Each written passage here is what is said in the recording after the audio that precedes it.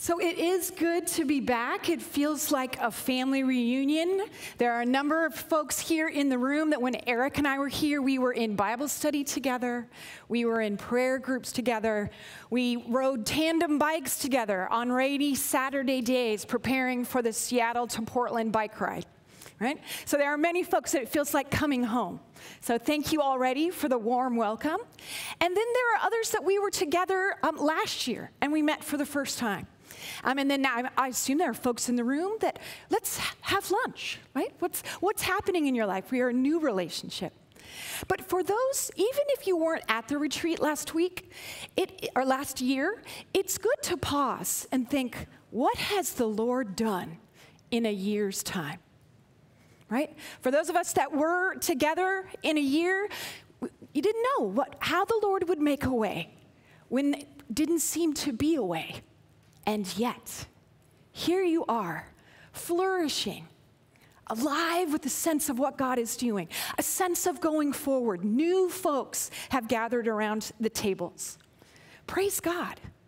And that is part of the discipleship journey, that you lean in with God, you trust that He can make a way where there seems to be no way, and then you give testimony on the other side. Look what He did. So we will spend some time today and tomorrow. We are going to experience the discipleship cycle, and then we will name what it was. We'll do a reveal. So know now, if you want to have the reveal of what is this cycle, come tomorrow. Today we will just live in it together, okay? So I would love to just start with my journey as a disciple. It began in college as I made a faith decision to follow Him. Everything about the Christian culture was new. Worship gatherings were very confusing. How does everyone know these songs? Okay? Praying out loud, that was horrifying. I would go home, write out prayers, memorize them so that I did not sound foolish when it got to be my turn around the table to pray. Okay? Bible study, that was the worst. I did not know where to go in this book. It was not alphabetized. Okay? And my mom, bless her, also not a believer, got me a Bible that was called The Story. So there were no chapters and verses in it. So that was my own little nightmare. Please turn to Mark 6, chapter 4. I'm like, I don't know what they mean. So I was always kind of like, and Kim, would you read? I'm like, no. Right? So it was such a struggle. And I always felt like I was getting it wrong. Okay? So it's tempting as you think about discipleship that you focus on all those external things. The what. What must I do to be a disciple of Jesus? Right? And here might be some of the things that you would think of, right? Read your Bible. Develop a prayer life. Go to church. Be involved in a supportive community. Right? Wouldn't that make, if I was going to ask you, what does it mean to be a disciple? Those are the kinds of things that would make the top 10 list. And none of those things are wrong, right? It's not the wrong answer. It's just the wrong focus. It's not where we need to start. Right? Think about it this way. Those external lifts, the behaviors, the disciplines, right? Those aren't the things that bring about transformation. When we focus on the activities, on the do, it produces short-term change that does not last. Think about it in this way, right? When the bell drops and it strikes the new year, how many of us make resolutions? And how many of us last with those very activities? Now you might say, Kim, come on. We all know that New Year's resolutions don't work. Those are very trivial. But when it comes to important things, surely the activities will bring about transformation. Well, in fact, a study has been done from the medical profession tracking critical habits and behaviors that would curb the health of the U.S. It's not a mystery, right? If I was to ask you, what do you think are the list of behaviors that would make us healthier people? Eat better, sleep more, right? Exercise, drink less alcohol, pursue things that would lower your stress. This is not rocket science. We actually have known this forever, that these are the top 5. And yet, the research in the medical field has tracked since the 1950s. Okay? And we fail miserably, even though we know those are the things that will bring life. One study in particular zoomed in on those that have triple bypass surgery. Okay? You are in a critical position. And what the doctors typically say to an individual that has had triple bypass surgery, you have a fatal disease. Unless you change your lifestyle, things will not end well for you. Imagine, I'd like you to even get a percentage in your head. How many people that are faced with that reality, I will die if I do not get off this couch and go for a walk? What do you think is the percentage of people that change their behavior, that sustains over a long period of time? Go ahead, just pop out the percentage that you might think. Yeah, I think I heard a 10, that's right. Only 10% of the people change their behavior over the 90% failure when you are faced with death. Okay. There is a doctor that has done some studies, like, how is this possible, right? Change or die, and yet we don't change. And so what he has learned is he flipped the research. Rather than motivating people out of fear or shoulds or oughts, flipped it to the joy of living. What would capture your attention? What do you want to live for? And then people began to dream. What is it that I want? I want to walk my daughter down the aisle of her wedding. Or I've always wanted to go to this place. I've always wanted to go to Japan. If I just get up, maybe that could happen, right? Or something on your bucket list. I've always wanted to do blank. I've always wanted to accomplish blank, fill in the blank. It was the joy of living that helped people overcome the short-term pain of the change in lifestyle. That is the same principle for us in our spiritual lives. Dallas Willard, author, leader in spiritual formation, was passionate about helping individuals become lifelong disciples.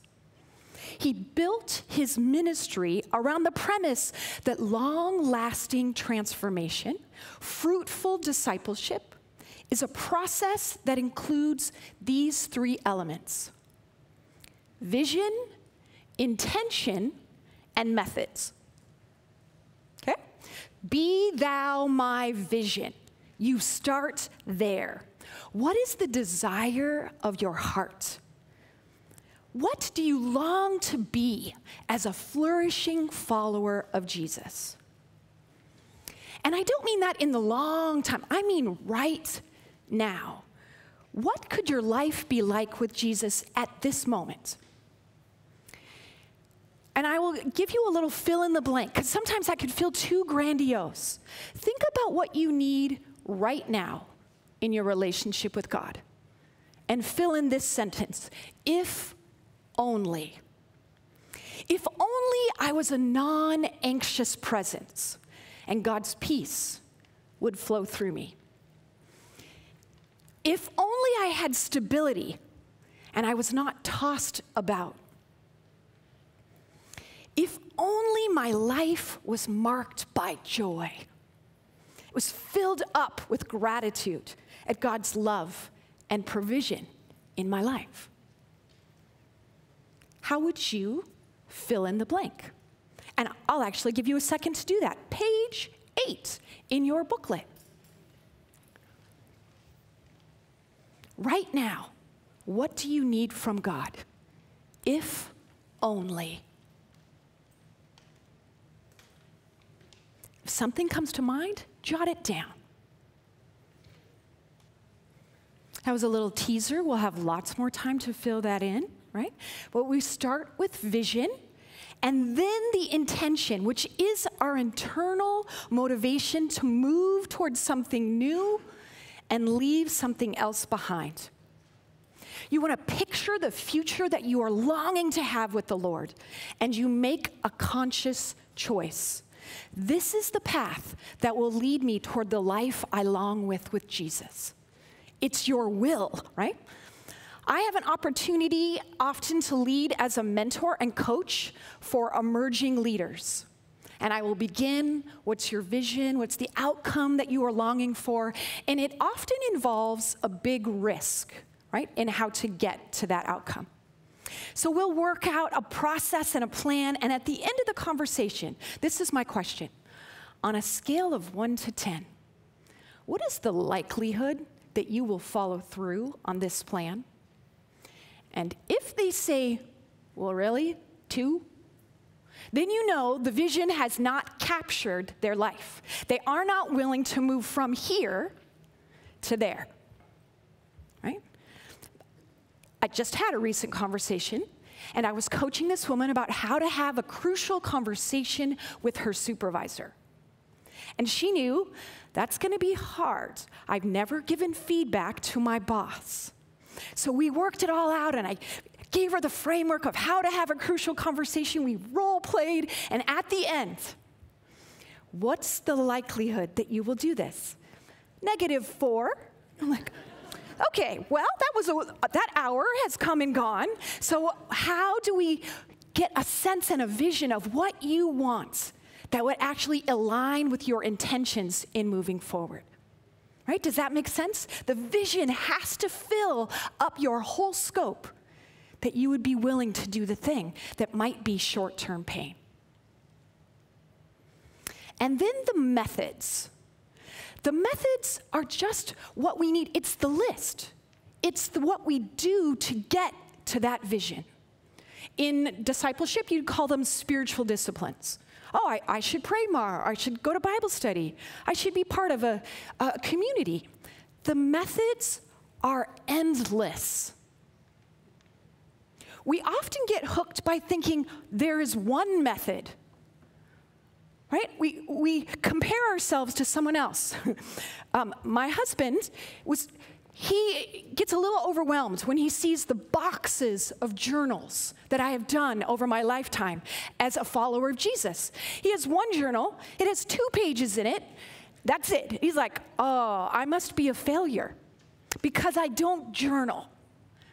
That is but a method, right? If that doesn't help you, don't buy the journal. But we flip it often. We get the order wrong.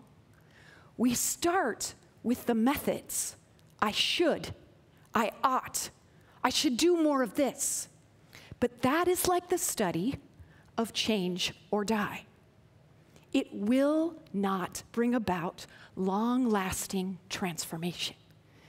The order is critical. You must begin with the vision. What is it that you long for in your life right now that only God can do? If you start with the methods, that comes to legalism. That is false guilt. Right? Have you ever been in a season? Oh, if I only would get up at 6 o'clock in the morning and have a quiet time with the Lord. But I hit my snooze button I don't even know if there's snooze buttons anymore. Yeah, I hit my phone every time and I go to sleep. I love sleep more than the Lord. Right? And just the weight of it. Who says you have to have a quiet time at 6 a.m.? Couldn't you have it at 6 p.m.? But somehow we start with the methods. Flip the switch. Now, if you actually want to have this relationship with God, right? You want to turn away from this thing and turn towards something. I want to give you an example of a vision, intention, and methods in my life, what it looks like. 8 years ago, I left Seattle, my home, the Northwest, for my entire life, and moved to Madison, Wisconsin, where I work with InterVarsity Christian Fellowship. The only reason why someone moves to Madison, Wisconsin is because their headquarters are there, okay? So that's why I moved. And that disruption had such an impact in my life. I did not see it coming, right? I didn't understand the weight of what that was going to do. The move disrupted the way I understood ministry. 25 years, I was on the front lines on college campuses. And now, I'm in a national service center. The move disrupted my social base. I've lived in the Northwest all my life. My friends, my family, my ministry, colleagues, all here. I know no one in Madison. It disrupted, I didn't see this one coming, it disrupted my understanding of how I live with geography. I love Mount Rainier and the forests, right? I love the rain. I moved to a place that is cornfields and is flat. I moved to a place that it snowed on Monday, May 1st. Welcome to spring. Okay? Pastor Nancy knows. I get here in May and I'm like, oh, look at the trees have leaves and there's flowers. Your tulips have already bloomed. We cannot plant anything in Madison until after Mother's Day because that is when the ground thaws. Okay, so I discovered that all of those external things had propped me up, that I depended on those external things for my sense of stability and joy. You remove those, drop me here in this new place, and I was adrift, right? The level, I don't even remember the word joy, right? I felt empty inside. And so I knew, Lord, I need you to renew the vision in my life. What is it in this place that you have transitioned me to? What is it that I need from you now, right now? And so I had a sense that Jesus needed to be more than enough than any external thing. That my relationship with him need not be contingent on anything else. Jesus plus Mount Rainier. Jesus plus these friends. I couldn't have the plus, but what did I need from him to fill me up that would be satisfying? And as he began to capture my heart and move me in the intention, the scripture that I began to read and understand and interpret was through Paul, right? I wrote my own version of what he wrote to the Philippian church. Whether I'm in the Northwest or Madison, whether there is April snow on the ground or tulips in the fields, whether I'm on ministry team on campus or sitting in an office, I am content because Jesus is my strength. He is the one who fills me enough. And that vision captured my attention, and I began to move towards him. And the method that he used to help me go in that direction, I never would have seen coming. Okay? I was invited, my husband and I attend an African American church, and there is an intercession team that has been meeting for 15 years every week. It's invite only, and the Lord prompted them to invite me to join them. This is a group, initially it formed as a group of folks that felt like the external world was tossing them about. As an African American, our kids aren't getting the same kind of equity, right? The justice system is against us. In Madison, Dane County has the highest incarceration rate of African Americans than anywhere else in our entire country. Okay, so they were very aware, God, you have to break through. Our external circumstances are dictating what we see of you. We want to stand on solid ground. And so they began to pray. And the Lord invited them, as they came together, rise at the fourth watch of the night. If you're wondering in Mark when that is from 3 a.m. to 6 a.m. And there was a sense that the Lord is saying, gather in the dark of night and emerge from this prayer time when the sun rises. That it is a symbol that though the night is dark, morning will break. They invited me to come to the fourth watch, to join them at 3 a.m. Okay, imagine if I had started with, I think what I need to do in this season of my life is go to this crazy prayer meeting. I will set my alarm for 2:10 a.m., drive the 20 minutes that it takes to get there, help them set up, and then pray from 3 to 6, and then go to work. Okay, the first time that the alarm goes off, you know what I would have done. There is no way anyone gets up at 2 a.m., right, to pray. Like, I could pray in the middle of the day. What's so special about 2 a.m.? And yet, it was the method that the Lord invited me towards this vision of having Him fill me up. And so I did. And I can tell you, 7.5 years later, right, my relationship with God is so much deeper than I could ever imagine.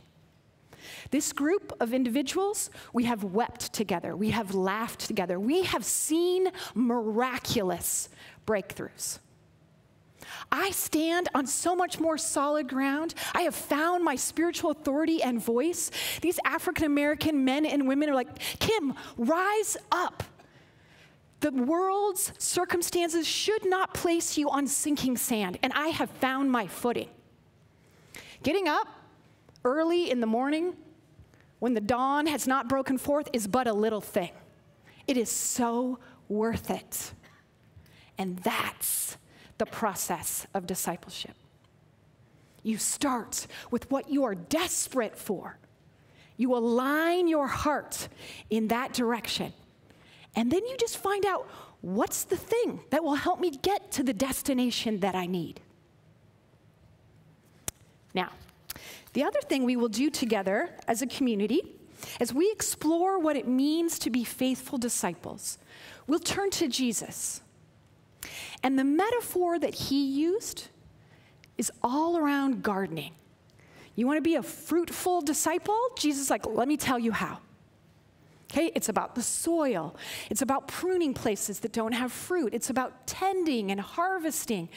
If you look in the gospel stories, you will be surprised at how many ways that Jesus describes our relationship with Him is in the garden. So I'd love for us to just hang out in that metaphor together for these couple sessions. So Dallas Willard calls it vision. Jesus calls it a seed. He wants to plant the good news, the seed of His life in our lives. And so we ask Him, what is the good news? What would be good news to me right now in the situation that I am? What do I need planted in my life now? It could be a scripture that the Lord has been revealing to you. Is there something that has captured your attention? And that scripture helps you to see, yeah, like Paul in the Philippian church, I need to be content. That's what I need. As you think about the fruit that you long to be produced in your life, start with the end, right? When you think about a seed, I was looking at these, you don't plant a kale seed if you want tomatoes. So what's the seed, right? What is it, the fruit that you want produced? Invite Jesus to plant that seed in your life. If you don't want to go big, like your whole life, think about a relationship, right? With my friends, with my parents, with my spouse, with my kids. What's the fruit that I long to have happen there? At work, I need love from my coworkers. I need peace for the craziness, right? What's the fruit that you long for? Or simply fill in the blank. If only. If only this was true in my life right now. Here's what I can tell you about faithful disciples.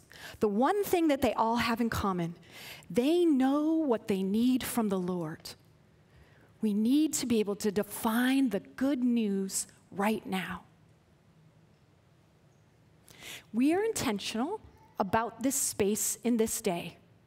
It is far less about what I say up here and more about the experience that you have with Jesus this day. And so we're intentional to create the space and the opportunity for you to hear from the Lord, to reflect on what he has said, and then to respond. And so this session is about creating the space for the Lord to reveal his word. You may know right now what it is that seed. You have a definition, you wrote it down, but maybe not. But the Lord knows, because he knows you. And so if you were dare to ask him, God, what is that good news that would help me in this moment to become more alive, to flourish as your disciple? We're just going to create that kind of space for you to get the answer. Right? Here's where we're ending. This is the kind of question and conversation that you will have around your tables when you get to small group. So I want you to know, right? What's the good news that you want the Lord to plant in your life? That's the question that I'm going to invite you to hold as you enter into this personal reflection time. And we have different methods for you to accomplish that, to come to an answer. For some of you, you may feel like, I'm just going to stay here in my seat, and I have lots to think about, and I'm going to take this pen, and I'm just going to write. For others, you're like, no, I can't sit here all day. That would not be life-giving to me. I need to get up. Well, you will find that we've created stations around the space. You might have noticed it, not this room, outside of this room. You might have noticed the wall of photographs as you came in. You'll see it says session 1 in the photographs, and they all are images of fruit, blossoming trees. It's the end. What's the fruit that you want in your life? Right? So a method is just, how does photographs and images, how does that capture the picture of what I long for Jesus to do? Or you might walk out in the hallway because you realize I'm a little bit more of like a kinesthetic learner. Well, for you, we have a little pot, and you can put some soil in it and plant a seed as a physical representation of what you want the Lord to do spiritually. Okay? Or you might go for a walk. I don't know what it's doing out there. I heard that the rain was going to taper. For someone who does not live in this beautiful state where the rain just falls lightly, in Madison, when the rain falls, you go to the window and you say, what's happening out there? It's so loud that your phone says flood warnings. People say to me, Kim, why are you so surprised? You're from the Northwest. I'm like, this is not rain. It just falls lightly. So I'm excited about going for a walk, the light rain, as opposed to the tsunami that's called rainfall in Madison. We don't do anything. We go big or go home in Madison, right? So, but if you're like, oh yes, I just want to be outside, I want to hear from the Lord in a nature walk, okay? All of these are methods. Not one is correct. What will help you answer the question of what do I long for the Lord, the good news that I long for him to plant in my life? Okay? And we will build off of this answer for the rest of our day. Let me pray for you and send you on your way, send you to sit here, send you to go and move, whatever it is that you need. Lord Jesus, we thank you that you know us, that you long for us to flourish as your disciples. And it is from you the source of our good news. So would you be the one who reveals now, reveals what you are doing in our life, what we desperately need from you. Come in your grace and your truth and speak. God, we know that you've already superintended all of the stations. Your presence is there. You welcome us to try new things, to hear from you. So be in this time, breathe your life, that we would sit at your feet and hear from you. Thank you, Jesus. We pray in your name. Amen.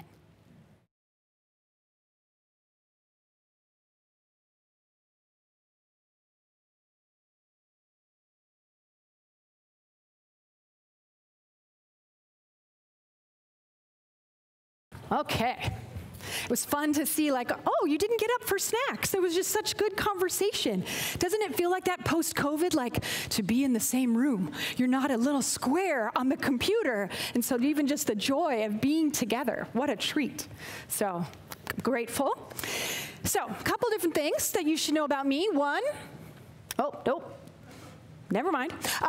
So when I was in the Northwest, one of the things that the Lord invited me to do as a method for the vision that I was in that season is I became a master gardener. Okay, so that, right? I'm telling you, methods could be anything. But it was a physical representation of what the Lord was doing spiritually. We were trying to plant witnessing communities on a number of campuses, and I wanted to learn, what does it mean to be a good gardener and to plant the seeds of the gospel on these different campuses? So I became a master gardener, and it was not uncommon that on weekends you would find me outside in the garden. But I learned very quickly that it was very overwhelming if I felt like I have to do everything today. Because if anyone has a garden, anybody do anything outside, right? Any given week, you're like, what happened here? The slugs came and ate all of my leaves, right? Or what happened here? The wind has blown and there's all these weeds. What happened here? Spring came and it went crazy. And so rather than being overwhelmed to feel like I had to do everything, I would walk the garden and I would assess, and then I would choose one area. So then I could focus, and there was joy in being a gardener, rather than, I'm the worst gardener ever, right? And I would be I'd work outside for 6 hours diligently and so sore, and and my husband's like, I don't think this is a good thing that you and the Lord are doing. You got to figure out a different way. So focus. That's what we're going to do today. We're going to walk around the garden of our life. We're going to ask the Lord to help us understand what are the different places, what's the different soils in my life. And then we're going to ask him to help us focus on one area. Turn to your neighbor. One area, just one. Yes, I know it's going to be tough because you're going to want to do it all. But I'll tell you, there's freedom in focus. Yes. All right. So if you'll turn to me in your booklet, page 11. What we're doing in this session, right, is we're asking the Lord, we're going to learn what does it mean to be good question askers. We're going to create some space. Lord, how do you want me to respond with what I see, right?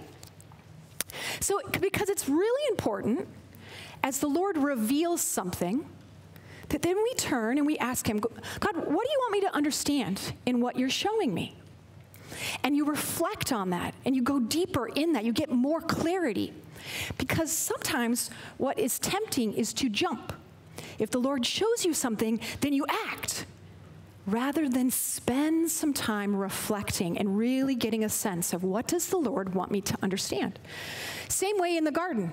I look, I see this thing. If all I have are pruning shears and I start hacking away at everything, you're like, oops, that was not what I was supposed to do, right? So you need to walk and assess and then determine what's the next move. So we are going to allow this scripture, the sower and the seed, to shape our time for the rest of our gathering. So I've listened in as Jesus shares this parable. Okay? Page 11. He taught them by many things, by parables. And in his teaching, he said, listen, a farmer went out to sow his seed. As he was scattering the seed, some fell along the path. The birds came, ate it up. Some fell on rocky places where it did not have much soil. It sprang up quickly because the soil was shallow.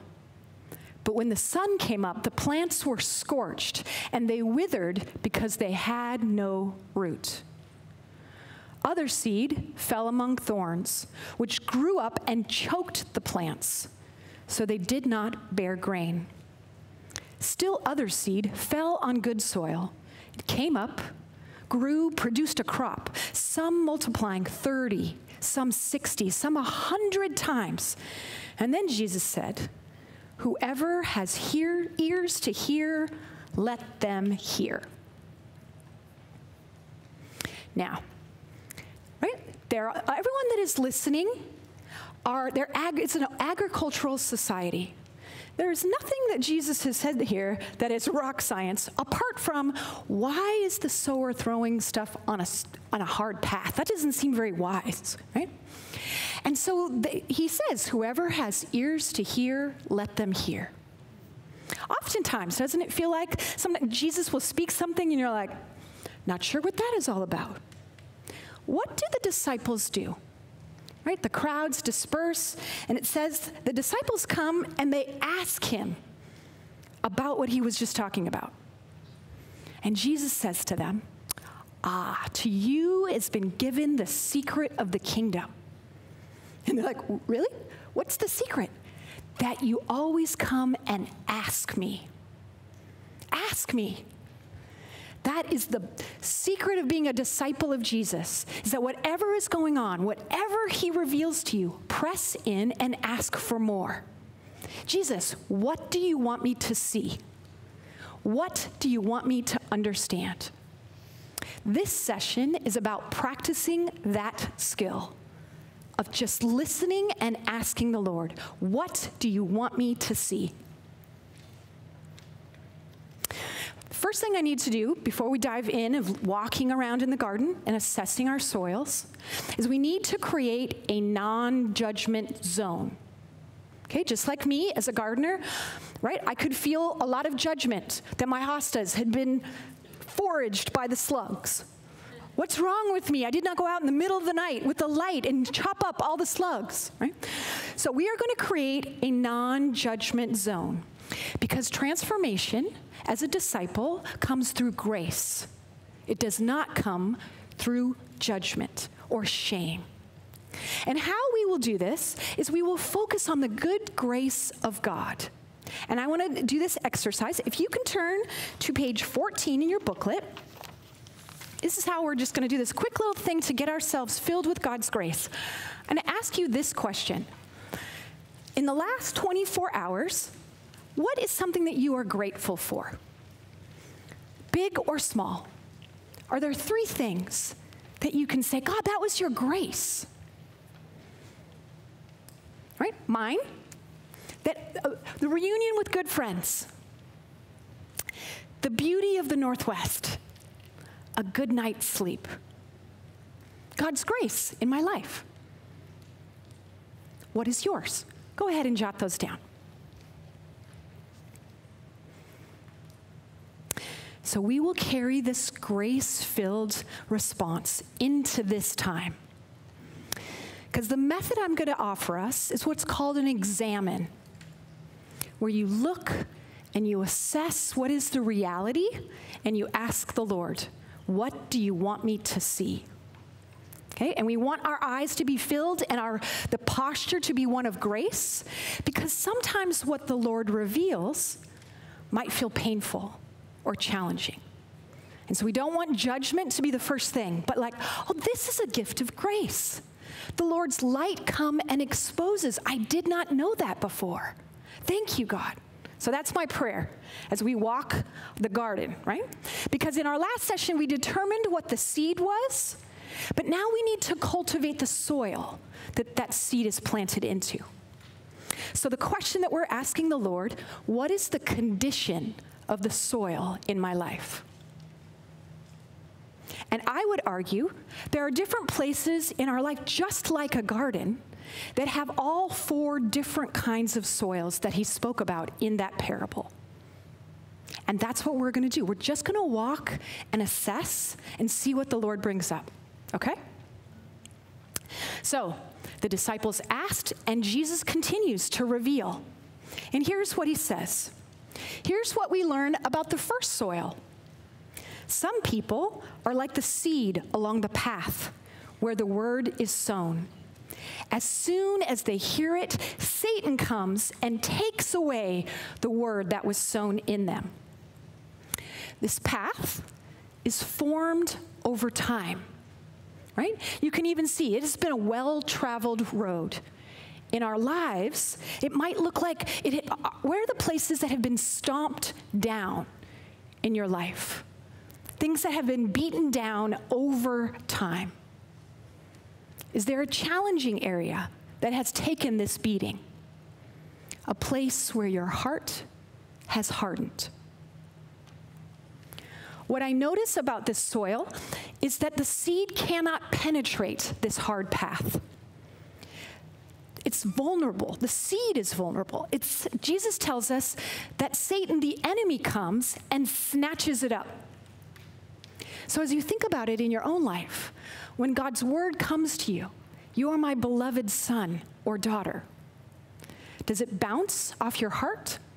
Does the enemy snatch it up and instead says to you, no, given what you've done in your life, you are not a daughter. You are not a son. And so again, the question, is there a place in your life where you are vulnerable to the enemy snatching up the truth of God, and what you are left with is a lie? So I ask you, on page 14, jot down what comes to mind as you consider an area of your life that might be like this hard path. Remember grace. This is the grace zone as we look.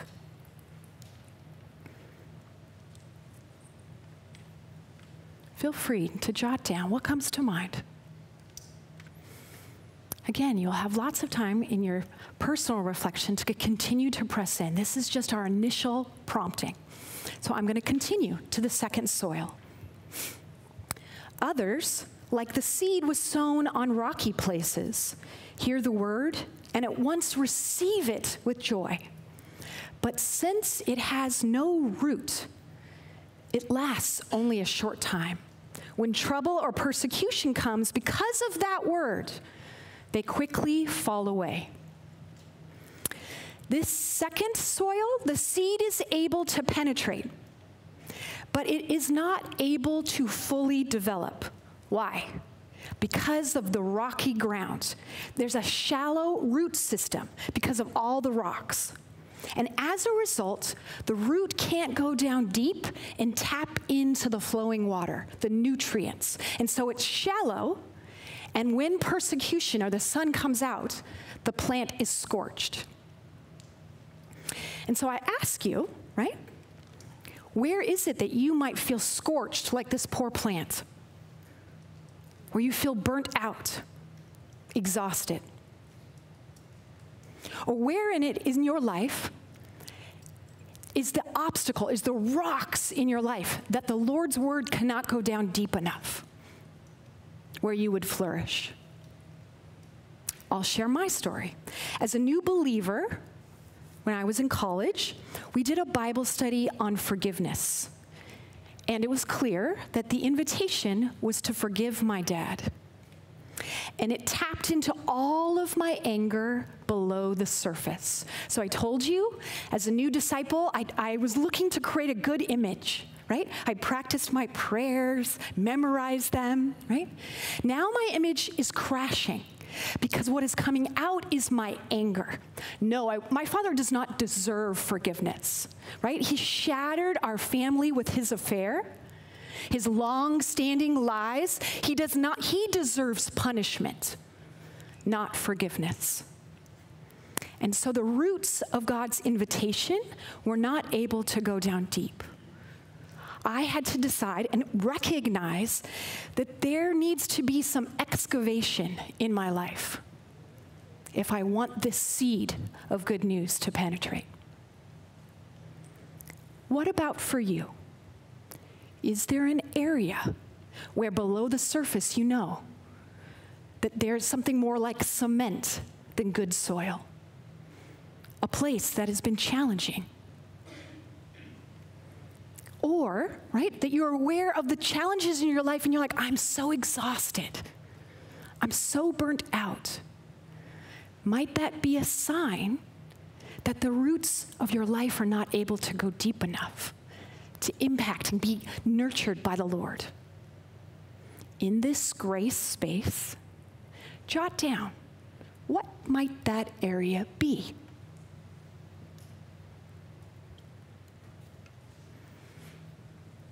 And then Jesus tells us about the third type of soil. Still others, it's like seed sown among thorns. They hear the word, but the worries of this life, the deceitfulness of wealth, and the desires for other things come in and choke the word, making it unfruitful. So this seed is able to penetrate the soil. Even the roots can go down deep. There is no rocks, but it has external forces choking it out. The briar, the thistle, the crabgrass, these are gardeners' worst nightmares. If you have crabgrass in your lawn, you know, I need to be very diligent to get this out because it will kill all of the other grass. Do I have any amens in the house? Okay. We have one person that's like, yes, crabgrass, very bad. Okay? This is like the external weeds in our life. What is choking out the joy in your life? Are there ways that worry has grabbed you and that anxiety just shakes you about?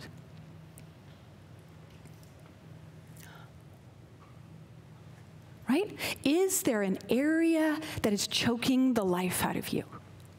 An area that is now overgrown, that you need the Lord to come and cultivate that place so that your seed can thrive once again. You may even find it by, what's the thing that keeps you up at night? What are you worried about? That may be the thing that is choking the life out of the seed. Go ahead, jot down what comes to mind. And then lastly, we have the fourth soil. Others, like seeds sown on good soil, hear the word, accept it, and produce a crop. Some 30, some 60, some 100 times what was sown. This soil is porous, right? You can put your hand deep down in it and pull it. There's no rocks that come up. Nothing hits your hand. It's this rich loam. This is what a gardener loves, okay? All the rocks have been removed. There's no weeds choking it out. The seed can do what it is meant to do. It grows a depth of roots which feed the plant. That plant now can withstand the wind and the rain and the heat and the storm. And fruit is a byproduct. It's what the seed was meant to do. Harvest. I can testify to the transformation in my own life about what the Lord has done, how he has cultivated the soil of my life. When I gave him permission to deal with all of the anger and the unforgiveness in my dad's life. So I'll tell it this way. I'll tell you from the end of the story. The beginning of April, I made an emergency trip out here to the Northwest. The hospice team had called my family and said, now is the time. Your dad's battle with cancer is coming to an end. You need to come. So April 3rd, I showed up. And I spent the next day, the next 8 hours with my father. Right? I was the one that was the caregiver that day. So everything from putting an ice chip in his mouth to putting morphine under his tongue, right? I massaged his feet. I was with him at every stage when he rose from consciousness. And at the end of that day, kind of leans in and he wants a hug, and I get close and he whispers in my ear, "You are a good daughter." And I kiss his cheek, "You are a good dad." Okay? So that's miracle number 1. Miracle number 2. The next day, my dad was not conscious. It was his last day on this earth. So it turns out he rallied for me. That's what the hospice nurse said. "Your dad had energy yesterday because he was waiting for you to come." But on this day, he was not conscious. And the hospice nurse gathered my family together and said some instructions about what we could expect on this last day. Hearing is the last to go. So feel free to sit by your dad's bedside and talk to him. The other thing that might happen, right? We've seen this in many folks as they approach death. He may reach out his hand and say a name of someone that has died. Okay, this person was not a believer. She's just recounting what happens at the death side, okay? So my family is more quiet, and I decide I'm going to talk. I'm going to be the one. And so I'm sitting at my father's side, right? "Dad, you get to walk with Jesus this week. It's Easter week. Do you know that Jesus went ahead of you, Dad? He went ahead. You don't have to be afraid of death. He's gone ahead and conquered death on your behalf. Dad, you are a really good dad. When you say yes to Jesus, there will be no cancer on the other side. There will be no pain. Dad, you can just release yourself." And there was a point in that day that he lifted up his hands. And I said, "Dad, take the hand of Jesus. He wants to bring you home. He has gone ahead of you. He's prepared a place for you. You just have to say to Jesus, 'I want to go home.' You don't have to be afraid, Dad." And he opened his eyes and he said to me, "I am not afraid." Those were his last words that he spoke. Do you want me to tell you how much that was worth it? All of the counseling and the prayer ministry and the more counseling to be able to usher my father in his last day on this earth into the kingdom of God. It was so worth it. I am so grateful for that community of people that helped me to see the soil in my life of unforgiveness and bitterness. Would it be worth it if I stayed in that space? No. The gift of a daughter to usher her father into the kingdom. So worth it.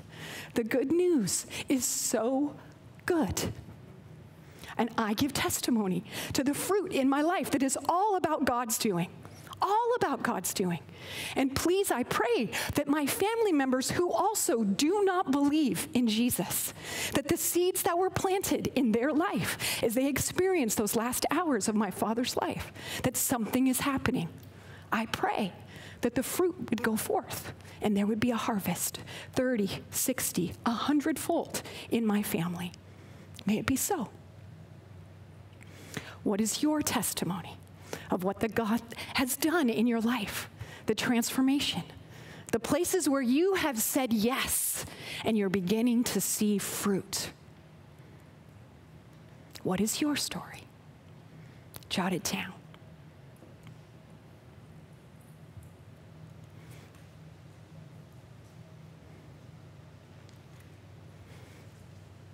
And just like I would do on a Saturday in my garden, walk around and assess the different areas and pause and ask, what's the one place that the Lord is inviting me into? Okay? One place. Because now you have all of this data. Shouldn't I attend to all of it? No.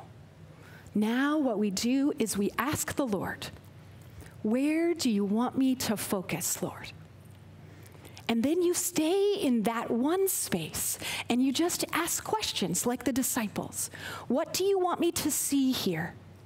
What do you want me to understand? And you go deeper and deeper and ask more questions of the Lord and let him reveal it back.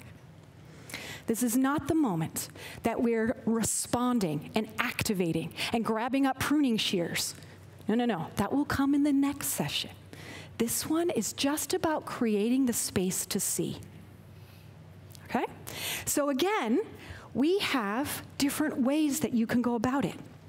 You may have noticed in your booklet on page 7 that the team has done a great job of laying out what are the different stations. What are the questions that might help me pursue this station? For those of you that choose to stay at your table, you'll see that there are cards in the middle of your table. You're like, I wonder what these are. This is decoration? No, this is a station. You don't have to go anywhere. You can look at the photographs and choose one that feels like it's speaking to you. If you didn't get a chance to plant a seed last time, maybe you want to do that this time. Or maybe you want to draw. Right? For those of you that are like, I want to articulate and draw out, what's the condition of the soil that the Lord wants me to pay attention to? I wrote down about the path. That feels like the one area the Lord's inviting me to. Let me draw this path. What does the enemy sound like as he comes and snatches up the good news? Right? So there'll be tools out there for you to draw on a piece of paper. Again, it's just methods for you to discern. Because we long as disciples for the Lord to plant his good news in our life. This is just an opportunity to cultivate that soil so that it won't get choked out, that it'll grow deep, and that there will be fruit. Okay, so what I'd love for you to do is star the one area of the 4 soils that you will focus on in this reflection time. You only get to pick one. The great thing is you get to take this booklet home. This could be quiet times for like the next month. So just pick one today. Okay? Star that area. And let me pray for us as we go into our time of reflection.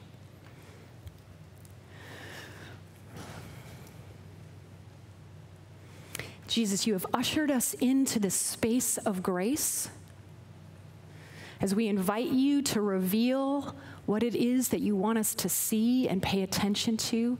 We welcome your presence. Give us courage to ask, come back again, what do you want me to understand?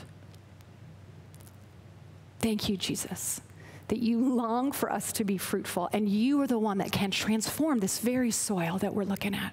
Thank you, God. Pray in your name. Amen.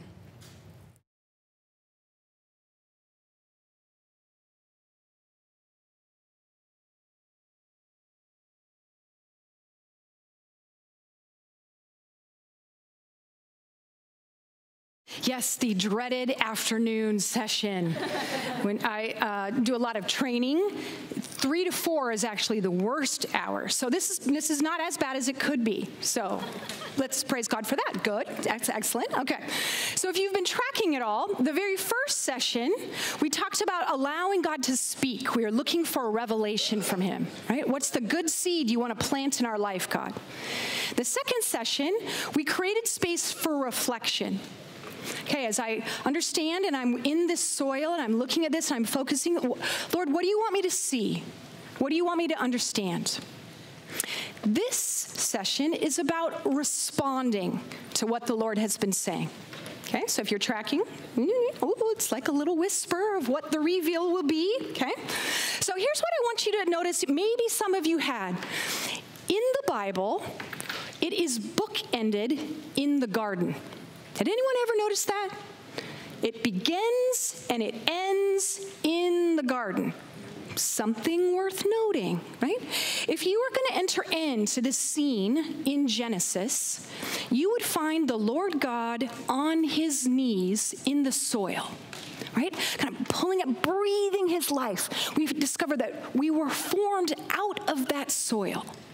The Lord's breath into that soil, and Adam is formed. And what does God do with Adam? Places him in the garden to tend it, right? He put the man he had formed in the garden.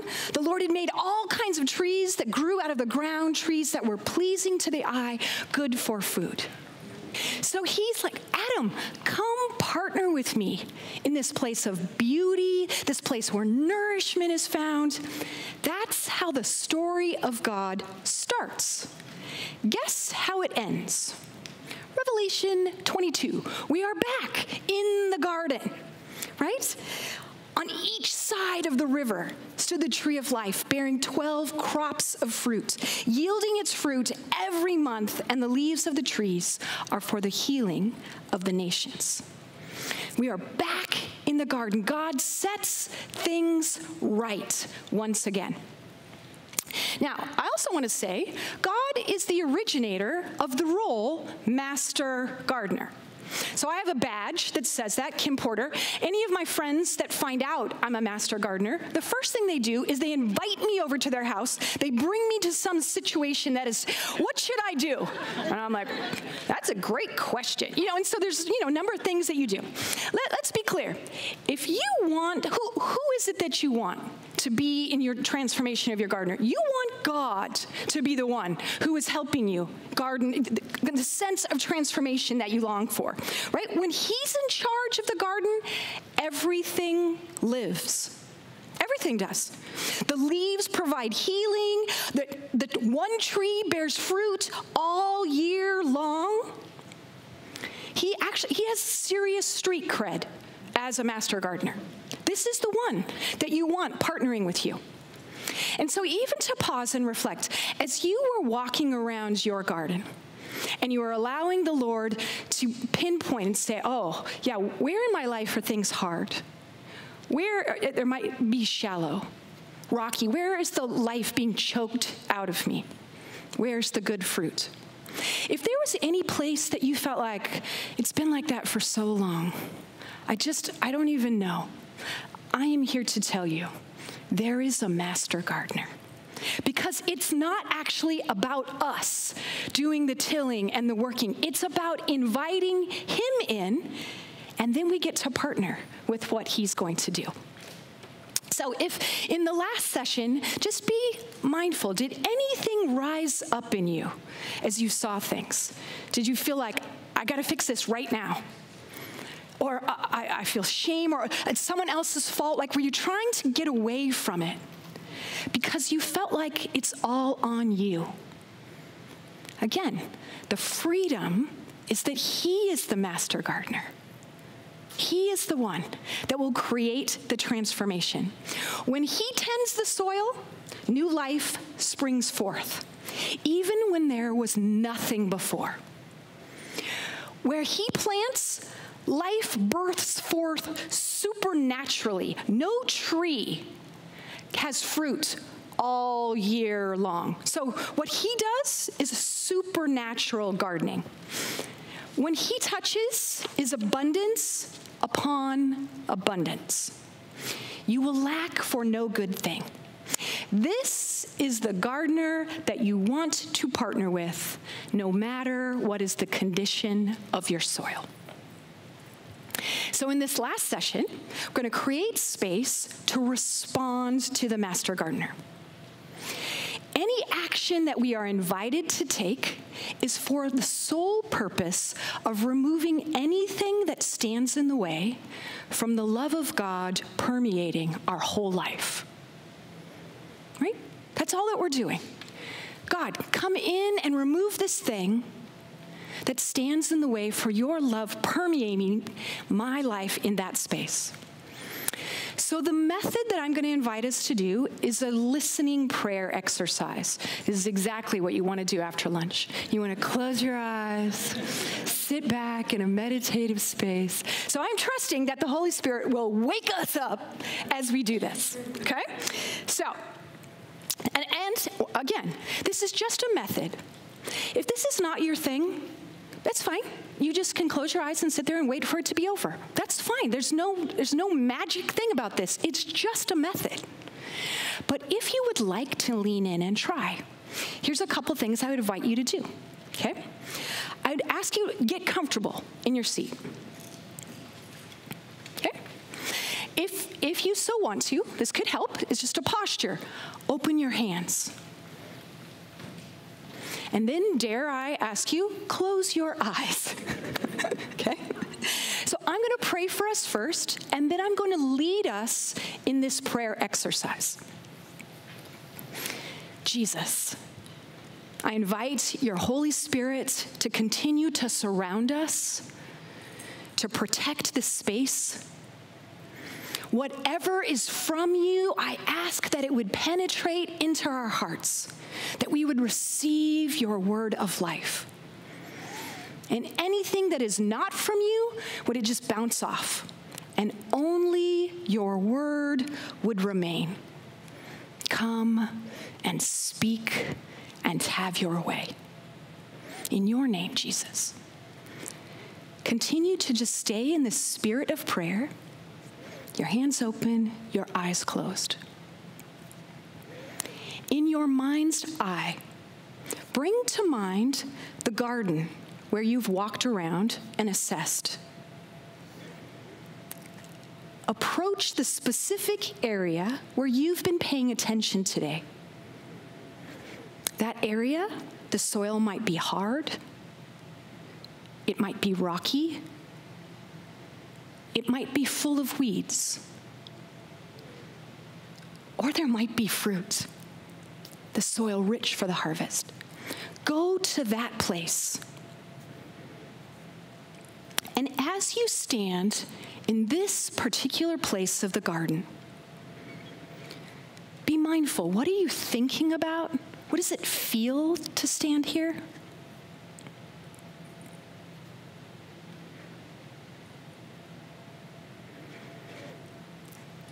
And as you look at this plot of soil, can you name what it represents in your life?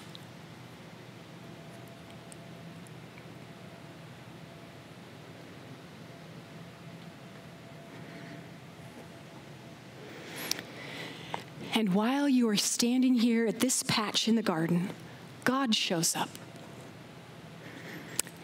What does he look like?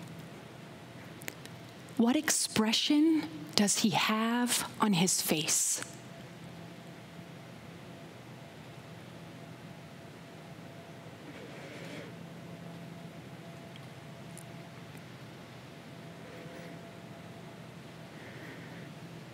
He greets you. What does he say?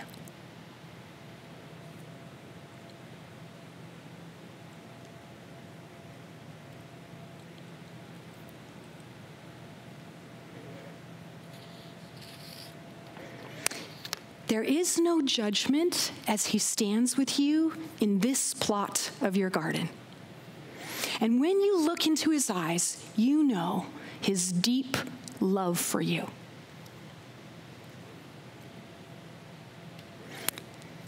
And you notice that he's holding something in his hands, a gardening tool.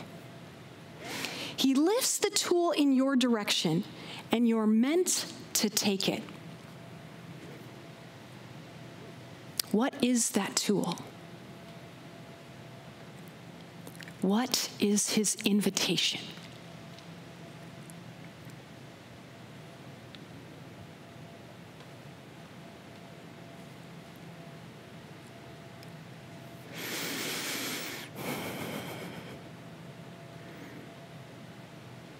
And then he leans in close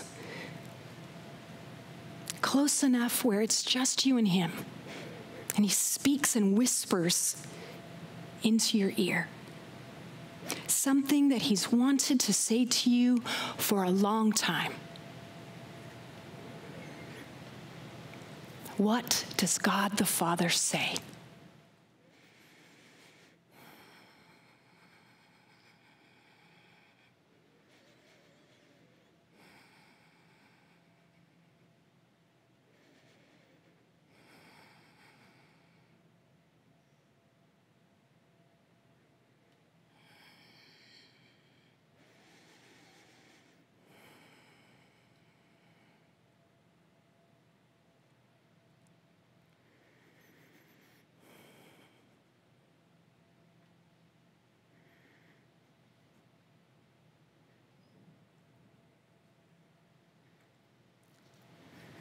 And we close this time. Jesus, whatever is from you, make that even more clear. Whatever is not, take that from us so that only your word remains.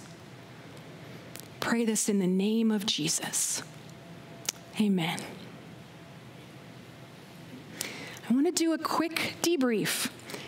We did not spend that long, right? There was no music playing. There was no manipulation. We just asked the Lord to speak. If you didn't hear anything, it's okay. There's nothing wrong with you. It just meant you opened yourself up and the Lord chose not to speak. There are many other methods that we will use. Okay, so I just want freedom if that nothing happened in that space, that all you had was your lunch digesting. That's fine. But if you did, right, I just want you to let that penetrate your heart. The point is that we want God, the master gardener, we want to give him permission. Because he's not going to show up with a backhoe and begin excavation in your life. He will not do that without your permission, right? You need to create a contract with him. Yes, God, come. Yes, remove this cement of bitterness and forgiveness in my life. Yes, come. He will not come unless he is invited. So you have to decide, do I trust the master gardener in this area of my life? What does permission sound like, right? I gave you one example in mind. It might be, yes, God, I give you permission to break up the hard path that is formed in this challenge, in this season with my kids, or fill in the blank, whatever the challenge is. I give you permission to break up that hard ground. God, I give you permission to uproot busyness in my life because it is choking out joy. And again, like what I said, Lord, I give you permission to excavate unforgiveness and bitterness in my life. Right? And for the fruit soil, God, I give you permission to reap a harvest. What is it that you want to do, God? Yes, more of that. The gardening tool is simply a method to help you cultivate the soil so that you create the conditions for the seed that he wants to plant in your life to flourish. Right? Did you notice of the 4 soils, only one of them bears fruit? Right? 75% is a failure rate. That's not on us, right? That's just life. So what it means to be a disciple is you're always coming to the Lord. What else do you want me to see, Lord? What do you want me to understand? And you press in as he reveals, you reflect on that, and then you say, if you can, yes, Lord. The gift that he brings us is to expose the places that need greater cultivation so that we can flourish. So I'm going to create some space now for us to do what we've done every time. You get to create the space. What does it mean for me to create the conditions with which I will say yes to the master gardener? And so maybe in your booklet you'll find, I think it's on page 16. Nope, that is not correct. That says the listening prayer exercise is on page 17. 18 is where there's some different questions for you. Right? What's the Lord's invitation? What do I need from him to engage? If you want to get up from your table, there are tools that are out there in the hands-ons just to try them on. Like, yeah, the Lord wants to prune this from my life. What does it feel like to hold the pruning shears to say yes? Yeah? Maybe this is the one where I need to go for a walk, right? Or you might just want to write down, what exactly did I hear from the Lord? I don't want it to get snatched up by the enemy. And write out, what did you hear from God in the listening prayer exercise? And then we will gather back together in small groups and process. Okay?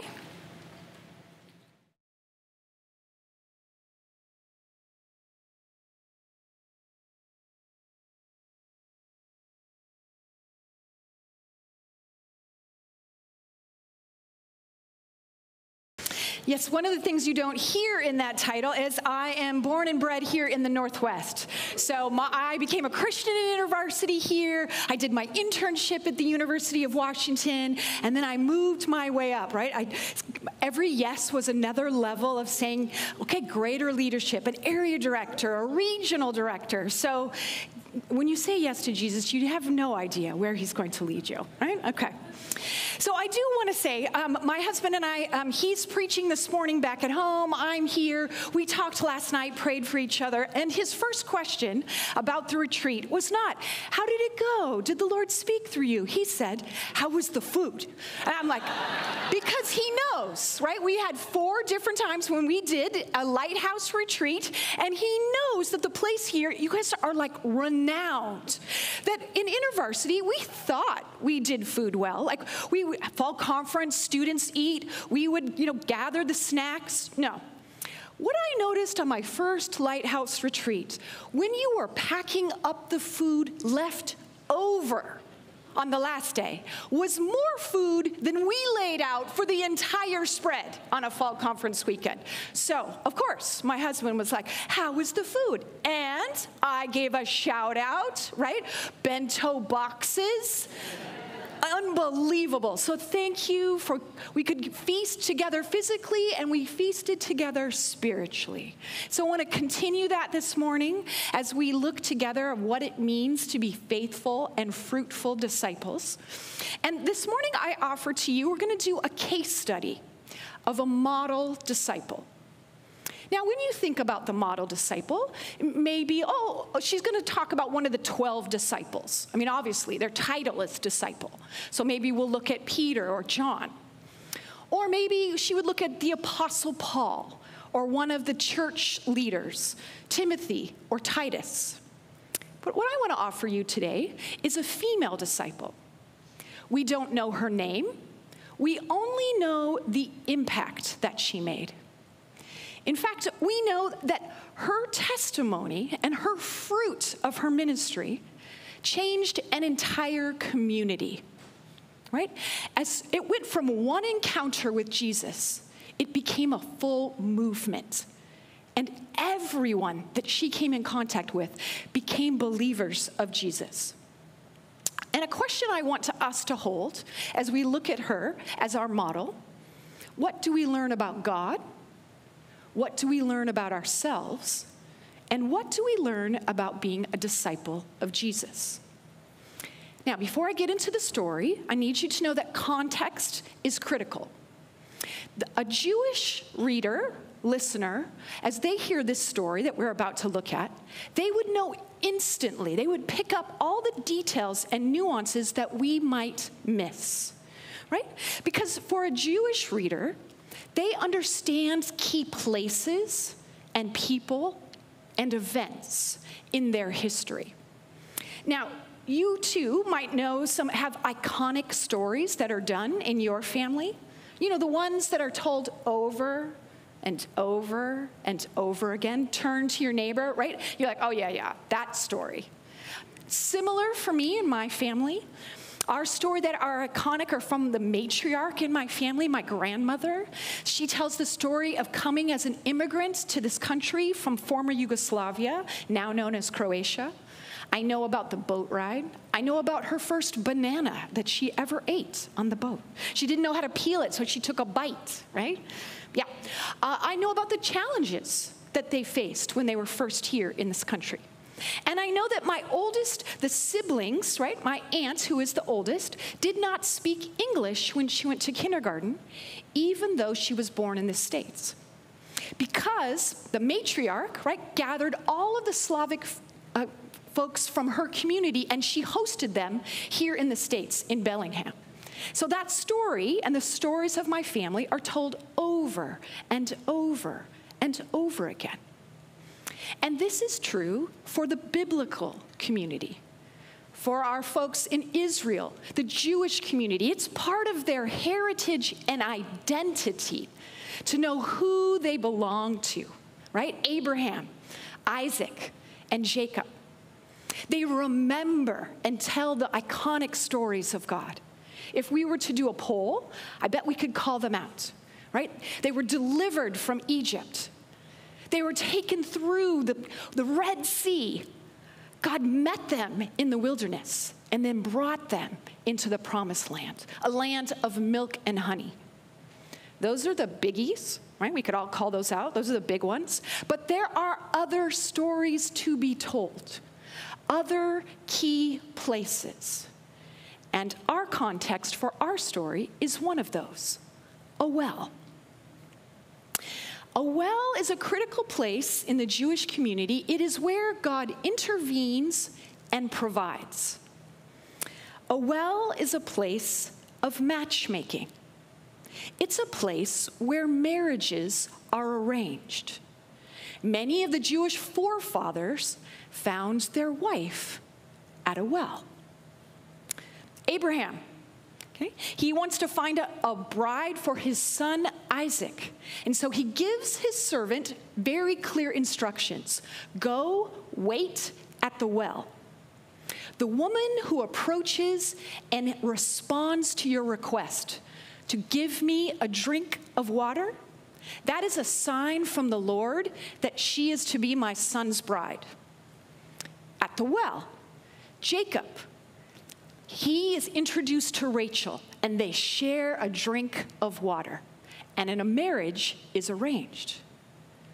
At the well, Moses intervenes for the 7 sisters, and as a result, Zipporah is given to him as his wife. When a man asks a woman at the well for a drink of water, it is the equivalent of a marriage proposal. Just let that settle into who you are as we continue. Okay? In Jesus' day, the well continues to be a vital place. It's a place where the community gathers, where fellowship happens. Right? You can imagine the women and the children all come together in the morning time before the heat of the day. I would invite you in your mind's eye to gather with the women and the children this day. Tap into your holy imagination.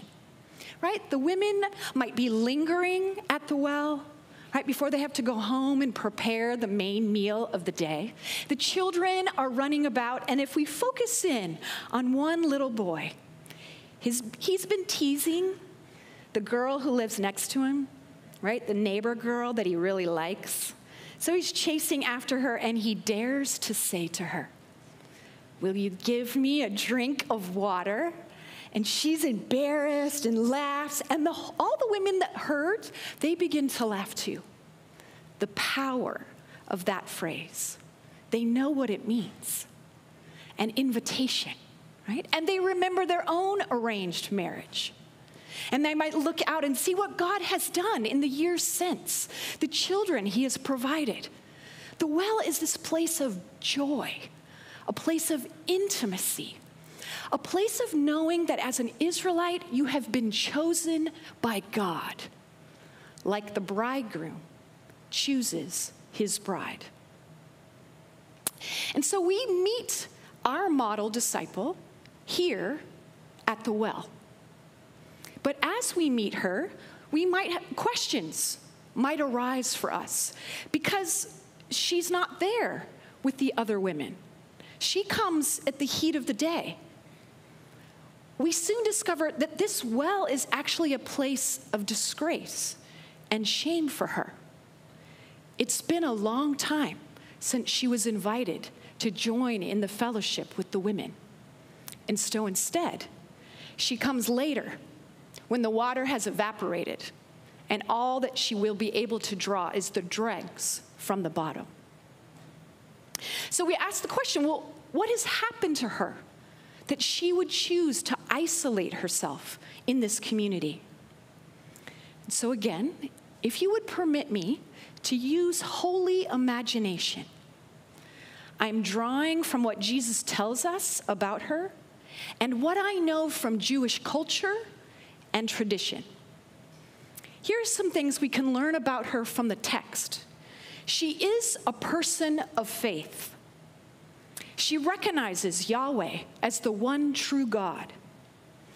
And And it's quite possible that her family honored the Passover every year by sacrificing the sacrificial lamb as a symbol longing for the Messiah to come and make everything right. And I would imagine she is like many other young girls in her community. As she approaches marriage, she knows her parents have arranged this marriage for her. And she can begin to dream, what is the life that God has for me? And she gets married, and something happens. Either there is a tragic accident or a fatal illness, but her husband dies, and she's a widow.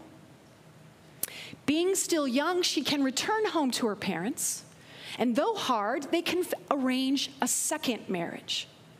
But this time, he will be older, the age of her father. And now she longs not for love, but for kindness, for safety. And he too dies. And now she is vulnerable. There is disgrace and shame upon her family, because in this culture, they are quick to ask, who has sinned, the parents or this woman? There is accusation and there is blame. Two-time widow, there is something wrong here. She is not allowed to go back home. She is now out on the streets, no longer protected by a husband or her father. Her third marriage is less like she is now a wife and more like a slave. She must tend to all the children, none of which are hers. And this man, as per their culture, can write her a certificate of divorce from the littlest thing, right? He is frustrated with her and puts her out, back on the streets. Homeless, vulnerable, beaten, used. The fourth and the fifth husband are now on repeat. And I would imagine the abuse is so intense that she flees when she was left for dead. And she now just scrapes by, longing to just have the scraps from under the table. The man she now lives with would not shame himself to marry her. Her reputation is ruined. Her name, disgraced.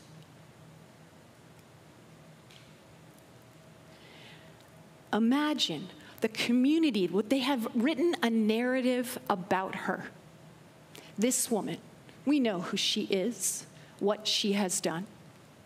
And so she chooses to isolate, to come to the well at the heat of the day. Would you walk with her this day to the well and see a man is there? And I would imagine, right, that is a very vulnerable thing. They are alone out here. There's no one around. He could do anything. It would be his word over hers. And so she has to make a decision. Will I flee and go back home, or will I stay? And she chooses to walk forward to the well, hoping I can just get what I need and leave quickly. But he speaks. Will you give me a drink of water? Imagine the implications of that question at this place. I would imagine, right, her heart is so hard that those words feel cruel. They feel like he is toying with her, that he is soliciting a favor. I want to step outside the story for just a moment, okay, to just interpret what's going on. My husband is a firefighter and an EMT. And he's been called on multiple medical emergencies where the individual has overdosed on drugs and died. And when the medical team arrives on scene, they inject the person with Narcan. And what that does is it puts a block in the body from the opioids and the killing poison that is going through their veins. And as it blocks, the heart begins to beat again and lungs come into the person and they revive. This encounter is a spiritual CPR. Jesus is injecting into this woman his love, his good news, to revive her soul so that she might rise once again. He offers her, right, the question that she has longed to hear her whole life. Will you give me a drink of water? He's speaking life to her, and she chooses to stay. She does not flee. She chooses to engage. You are a Jew. I am a Samaritan woman. Sir, how can you ask me for a drink of water? She is asking an identity question. Do you know who I am? Has my reputation gone ahead of me? Are you messing with me right now? Do you know who I am? And Jesus responds, it's actually about who I am. If you knew the gift of God and who it is who asks you for a drink, you would have asked him, and he would have given you living water. He's injecting the truth of the gospel. God is choosing you. He has not abandoned you. Your life is not cursed. You are being offered the gift of life. I know what you long for. And her heart begins to wake up. Sir, you have nothing to draw with and the well is deep. Where can you get this living water? And she is willing to name her heritage. She is willing to say, I am part of the family of God. Are you greater than our father, Jacob, who gave us this well and drank from it? Yes, I know the stories of our heritage. I belong here. Do you? Who are you claiming to be? He's not ready yet to usher in his identity. He's not going to reveal that to her yet. So he goes to her first question. You want to know about this living water? Let me tell you more. Everyone who drinks this water will be thirsty again. But whoever drinks the water I give them will never thirst. Indeed, the water I give them will be a spring of water welling up to eternal life. This living water, it can be yours. Ask me. Dare to ask me for the drink. You do not have to settle for the dregs of this life. And hope begins to rise up in her, which has been dead for so long. Sir, give me this water so I don't have to keep coming back here, so I don't have to be so thirsty. Give me this water. She doesn't want to come back to this place of shame. She would rather just stay home in isolation. Give me this water. And yet Jesus will not allow her this shortcut. Go call your husband. I don't have a husband. That's right. That's right. You've had 5 husbands, and the man you are now with is not your husband. What you have said is true. Shame is choking the life out of her. And what Jesus is doing as he asks her to go call your husband, he is injecting life into her body. He is saying, we're going to take that shame out. I'm going to block shame with my very presence, and you will be restored. As he asks her right? Wait a second. She begins to interpret this whole entire encounter differently. He returns to her first question. Do you know who I am? And he is saying to her, yes, I do. I know your story, and I choose you. Will you give me a drink of water? You are the one that I have chosen this day, my bride. Her soul is revived. Now, what I know in a medical situation, the adrenaline cranks through your body at that moment. You were dead, and now you are alive. She is in that place. So, clearly you're a prophet, right? I'm going to jump to the punchline here, because Jesus is like, you can just see him shaking his head. No, not quite. Try again, right? They have a little interaction. I don't know, but there will be a day when the Messiah will come and he will make all things plain. And Jesus says, there you are. There you go. The one who is speaking to you is he. The only time that Jesus is this plain about his identity is with her at the well. He is telling her, I know you, and I want you to know who I am.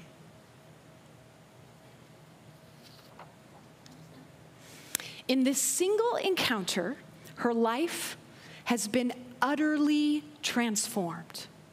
She leaves behind the jar. It is like leaving behind her old life. Filled with the love of God, she returns right into the very community that has shamed her, with her head held high. Come and see a man who told me everything I have ever done. Could this be the Messiah? And the community is curious.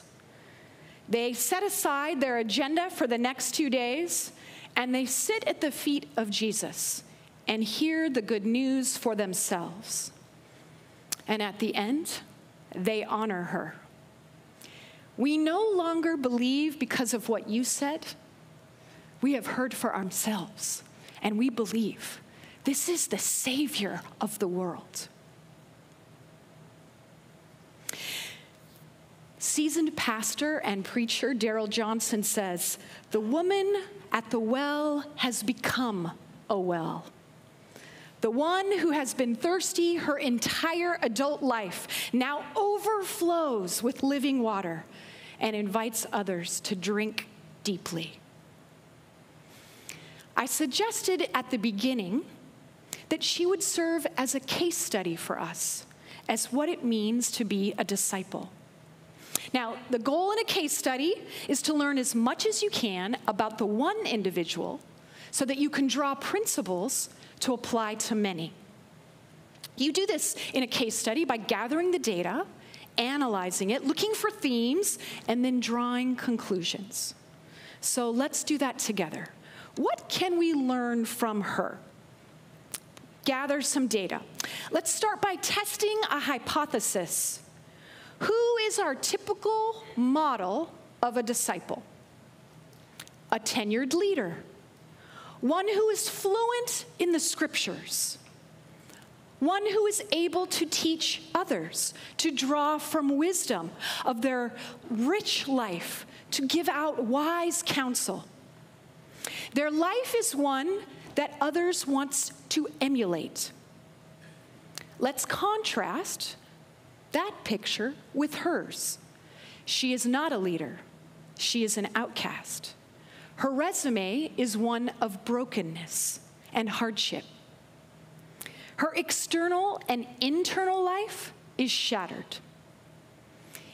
In these religious settings, her title, sinful woman. Okay. Is there anything about this encounter with Jesus that sets her apart, that would help us to understand what it means to be a disciple? The first thing I notice is her posture. She stays at the well and engages with Jesus. And how does she do that? She asks questions. And with every question, Jesus reveals more. Let's take a look at her questions. As I dive in and kind of pull back from the interaction, I see that her questions are core to all of us. The questions that would serve us in our relationship with God. She asks a question about her identity. Do you know who I am? She asks a question about his. Who are you? Who are you claiming to be in my life? And as Jesus reveals something new, she asks him, can you help me understand this? What is this all about, this living water? And when he extends an invitation, she asks a question about timing. Is now when I should say yes? She is pursuing the posture of a disciple. Jesus says to his followers, the secret of the kingdom has been given to you. When? When they ask questions. A disciple is not one who has it all together, nor has all the answers. Faithfulness is consistently coming to Jesus and asking for more. What do you want me to see? What do you want me to understand? How are you inviting me to respond? And she shows us that there is freedom in not being polished, not having your act together. She is honest, raw, full of emotions, right? From confused to cynical. You don't even have something to draw out of that well, right? She is scared and desperate. And all of those are acceptable. In this case study, I'd love for us to continue to test our hypothesis.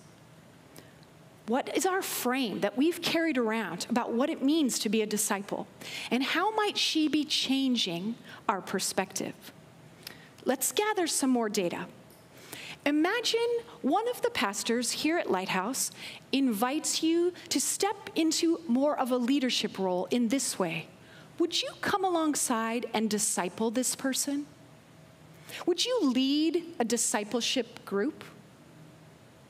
What might be some of the resistances that would rise up in you? Maybe you would dare to speak them aloud, or you would just think them in your head. As you shook your head, yes, well, maybe later, right? What are those resistances? If we were sitting around a table, I'd ask you to share, but let me share some of mine that I have said or that I have heard. Okay, one resistance, I lack wisdom. I'm too young in my faith.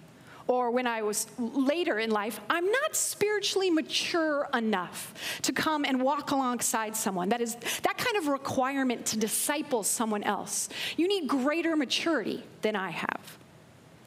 Their lack of confidence. Well, I wouldn't know what to say because you need to draw from this wisdom to be able to disciple someone. How would I know how to help them and give them advice in the midst of all their challenges? Or I lack stability. I do not have my act together. There are these areas of my life that you must not know about because you're asking me to be a disciple. Come back in like a year when I have things put together. Right? Let's compare that list with her. Wisdom. She has just been through spiritual CPR. She is 5 seconds old, and yet her faith now, she goes into the community and shares what she has, her God story. She shares about her encounter. Confidence, it's not about her. Come and see Jesus. She creates space for others to hear from God. It's not about us having the answers. It's about us pointing to the one who does. Stability. Clearly, she does not have her act together. And I notice she does not leave her well and go back home and clean up the mess. She leaves and goes right into the community. The ministry flows out of the overflow of being filled up by Jesus. The fruit of her freedom, of being set free from shame, is she could return to the very community and share what she has discovered. She was blessed to be a blessing. What does this case study teach us about God? The good news that Jesus' love can penetrate the hardest areas of our life. When all hope is lost, it is never too late. Jesus is always creating opportunities for his love to break in and transform areas where we are hardened, where life has choked out the joy, where the rocks underneath of shame and anxiety have kept our roots from going deep. He is always initiating. I see you. I choose you. I noticed that she was not actively seeking God, and yet he was actively seeking her. The question for us as disciples: how will we respond as God comes and reveals himself to us? Even in our most desperate situations, how will we engage?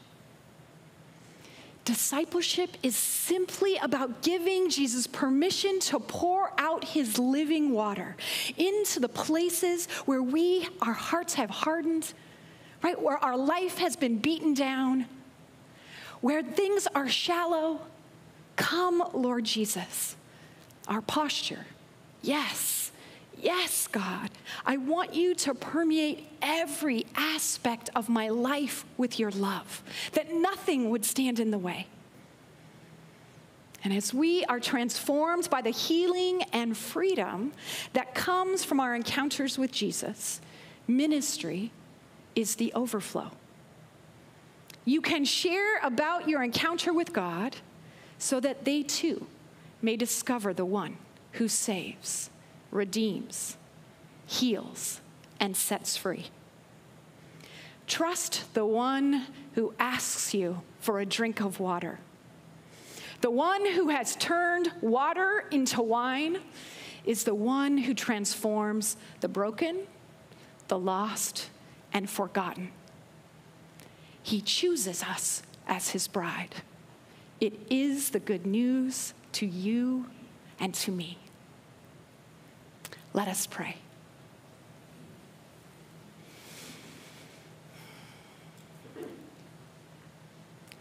Lord God, we welcome you. We welcome your invitation this day to drink deep from your living water, that it would be a balm of healing in our life. God, thank you for the ways that you are transforming our false perspectives. You are freeing us from this resume that we thought we needed to be, when simply you ask, just stay engaged. Say yes to me. May our yes rise up this day as worship to you, the one who transforms and saves. Thank you, God. Thank you, God. You choose us. We choose you. Amen, amen, and amen.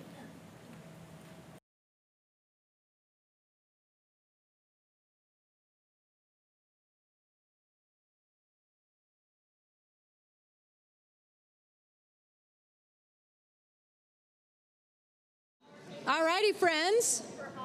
This is going to be eat and listen time, right? We want to make the most of our time together so that we can get you out at 1:30 and have a Sunday together. So this is the time of the reveal.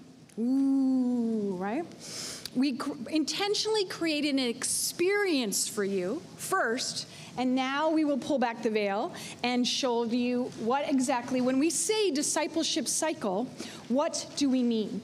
So we were intentional to not have this retreat be a how-to lecture, right? How to be faithful, how to be fruitful. But we intentionally created it so that you could walk through it. So, dun da da da. This is what the discipleship cycle is. Revelation, reflection, and response. I'm guessing you're like, yep, that's what we did. But let's uncover that a little bit more. Revelation. God is the one who reveals. We simply create space for him to speak. And how does he speak? He speaks in Scripture. He speaks in time of prayer. He speaks out on a walk. He speaks through a friend. Right? How do we hear the Lord? We create space for him to reveal himself to us. And then, rather than jumping to application, we intentionally create space to reflect on what his words have said, what he has said to us, right? And in that space of reflection, your posture is critical. A disciple asks questions. A disciple does not need to know answers. So all we need to know is who is the one that can point us in the right direction. And so the questions that we've been asking all day yesterday, and you heard even today, God, what do you want me to see? What do you want me to understand? And you just create space. You're opening up your hands to him. And we see in the women at the well and her encounter with Jesus, with each question, Jesus reveals more. It's part of the secret of the kingdom. Come, ask me, I will give you more. If you don't ask, then you just have this little bit. So discipleship is creating that space and going deeper and deeper and deeper. And then, once there is greater clarity, we respond. What will we do with what the Lord reveals? And I argued, the more that we are captured by the vision of God, the good news that we long for in our life, the place of a flourishing life with him, if that vision fills us up and our heart is aligned towards that, we will do whatever it takes to say yes. Yes, Lord, I trust you with any short-term pain, because that would be just a little thing in comparison to the freedom that you will give me, the greater intimacy that I would have in the yes. Yeah? So the response, though there may be some challenging things that come, it is short-term for the breakthrough that will happen as a result, the freedom that will come. Because as a disciple, all that we are doing is allowing Jesus to unveil any place in our life where the love of God is not permeating. That's all that we're doing. We're cultivating the soil. So when that seed is planted, it will grow up, and there will be a fruitful harvest of 30, 60, and 100-fold. So how did that cycle play out in our time together? You may remember, session 1, we talked about what's the seed that you want. And that was a place to allow the Lord to reveal, what's the good news that you want to drop in my life, Lord? What does a flourishing life look like? Help me to understand and put words to that, if only. And then in our second session, we did an examine, and we walked and we reflected and we looked at the different conditions of our soil, and we asked questions. What do you want me to see? What do you want me to understand? It was a time of reflection. And then in our third session, we invited the Lord to speak. How do you want me to respond? What's the tool that you're going to place in my hand? What's your invitation? Now, you might be saying, actually, Kim, we did all three every time. Yes, that is true too, right? We might have majored in one in a session, but every session we were asking the Lord to reveal, we created space as he spoke, and then we responded. That is the discipleship cycle. The Lord Jesus is always trying to reveal himself to us. He wants to give us a good gift of more life, of living water. He always is initiating. Our response is our posture. What are you doing, Lord? What do you want me to understand? And then as he brings clarity, then you walk forward and say, what does my yes look like? Revelation, response, reflection. The how that you do that is simply the methods, right? Here's some of the ones that we did. I argued that the methods are as often and as many as the people in this room. There is no silver bullet. Hopefully, you tried some things that you've never tried before, right? We did an examine. We did what's called Visio Divina, which is photographs. So you may have heard of Lectio Divina, that you hear the word and you find a phrase that captures your attention. Visio Divina is done visually. Which image captures your attention? And then you hold that image before the Lord. What do you want me to see or hear or understand? Right? Anybody do a walk in nature, a prayer walk? Nicely done, right? Got outside. That can be a way that the Lord speaks. I often will go with my camera, and it's similar to a photograph. I'm walking along, Lord, what do you want me to pay attention to? And I will take an image of something that grabs my attention. What is this in creation that you're trying to say to me? What does this mean about my life? Right? A prayer walk. We did a lot of hands-on things, right? Kinesthetic learners, you got your hands dirty in the soil and planted a seed as a physical representation of what you long for spiritually. You might have picked up a tool and felt the weight of it. Squeeze the handle. What would it look like to prune? Or you looked at one of these tools and thought, what is that? And I don't think I want that to come through my life, right? I understand there was a group of gentlemen that were kind of surveying the land of all the tools and saying, what's this one do, right? Well, it's a hands-on exercise. Or you could draw, right? You open up your journal and just draw. What is it that the Lord is doing? And you etch-a-sketch it. It's a method to hear from God. Classic one that we all know, journaling. But as I told you with my husband, right, I have 100 journals. He has one that has maybe 2 pages that he started. In those 2 pages, it's a startup about every 2 years, and he doesn't make it any farther. That's not his gig. That's okay. But somehow that feels like, to be a Christian, you must sit and write quietly. If that's not you, you are freed from that method, right? And then we also did small groups.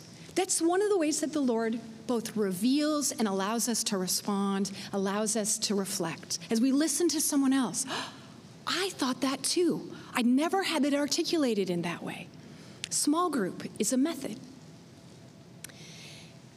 So, right, as we do these different mini cycles in every session, what my hope is that you began to build a habit, right? You're like, I'm asking the Lord, what does he want to say? I hold that, reflect on my life, what that means, and I discern what a yes might be. Now, what I'd like us to do is try it on in our case study. Right, because we did it, but here's another way to learn about the cycle, is that we spent the morning together looking at the woman at the well. So I'd love for you in small groups to just come together and be like, how did we see the Lord reveal himself to her? What'd that look like? What'd you see in the way that she created space for reflection? And then her response. Go at it a couple times, because there might be the easy pass. Well, he was Jesus, and he came and spoke to her, and then she said, yes, God, and she left her jar. Try again, right? Just look. What can you uncover about the cycle with the woman at the well? So go ahead in your groups as you're eating your sandwiches, in between bites, right? What do you see? What do we learn about the cycle and her? Go ahead.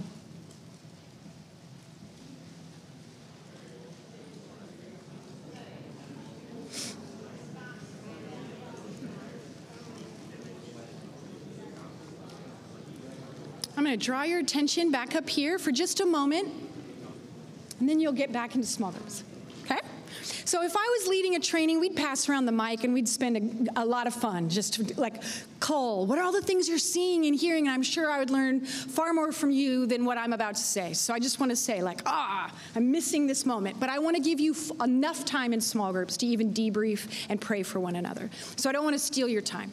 So here's a couple of just thoughts that I had about the revelation, reflection, and response. So first, with the revelation, that God breaks in when she is neither seeking him nor expecting him. And so as a disciple, when might God be doing that in our lives? And do we create the space to stay engaged? Right?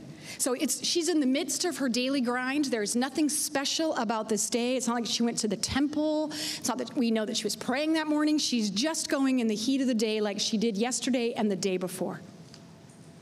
She does not recognize him at first. But there must have been something that prompted her to stay engaged. And so I would offer to you, learn what the prompting of the Spirit feels like and sounds like in your life. When to say, oh, this might be something of the Lord. When you are not expecting it nor seeking it. Okay, so that's the first one, revelation. Reflection. I said this in the sermon as well, but asking questions helped her to see more, because every time she asked a question, Jesus gave her more. What we learn in the sower and the seed in that parable, right? When the disciples come, Jesus throws a parade for them. You guys, nice job. This is the secret. Because most people only get parables so that they will not learn and they will not hear. So there's something about that encounter with Jesus that what little you give, he gives back. But if you give nothing, then you're going to get nothing. And so asking and pressing in and allowing this thing to unfold, that seems like part of what we learned from her in the reflection time. She didn't walk away in her initial confusion or cynicism. Right? I would love to work that out as a skit, right? So you don't even have a cup to draw from the water. I mean, she's just playing it do you think I don't know what's going on here? I'm pretty sure you're soliciting me, and you don't even have a cup, so please, right? So she's totally cynical, hardened, and yet God is not fazed. And so when in our life do we just bring to what we have with God raw? Right? I'm not really happy with you right now. This is not the way that I would do this. And stay there in that place. Because as she takes a step closer, I notice that Jesus draws closer to her as well. He's peeling off layers of her protective shell. And then in her response, right, as she is freed from shame, there is a liberation that comes. And I notice that she is not given the Great Commission to go and make disciples. She just does it. That fruit has birthed forth in her life. Her first response, I am freed from shame. Where do I want to go? I want to go into the community so they will know what I know. There's something about freedom in that I want more of. That she is a model for me. What would it look like to be that free? To have that kind of response. I need no prompting from the Lord. I need no direction. I just go. It is not out of should or ought. It is not out of guilt. It is out of freedom. I long for that kind of freedom in my life as a disciple. Thank you for holding my ponderings of the woman. Now I'm going to invite you back into small groups. Your small group leaders have questions for this session on Sunday. Invite you to share around the circles. Our hope and intent is kind of what's the piece that you want to hold on to, you want to leave this retreat with, and pray for each other towards that end. But thank you for spending this time together. I'm blessing you as you're going into small groups. Oh, thanks.